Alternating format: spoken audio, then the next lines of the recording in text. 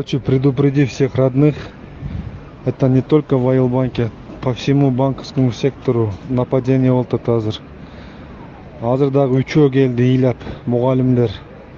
Бирөөсүнө 110 миң, бирөөсүнө 200 миң, бирөөсүнө 150 миң сом кредит алдыртып салышыптыр. Телефонду чуклаган киши болуп, Нацбанктан чалып атабыз, сиздин телефонуңузда мондай деп скриншот кылып алышып, кыскасы со стороны незнакомый адам болсо, бети көрүнбөсө чалганда Нацбанктанбы же Мегакомдонбу же Ошкадан чалып атабыз. Ушундай телефонуңузду текшериш керек болуп атат. Код келет, тиги бул дей турган болсо, ни в коем случае сразу заблокируйте деп айтып кой. Бүгүн эртең катуу болот го бул шамал. Понедельникке чейин баардыгы чекеден келбесе болду.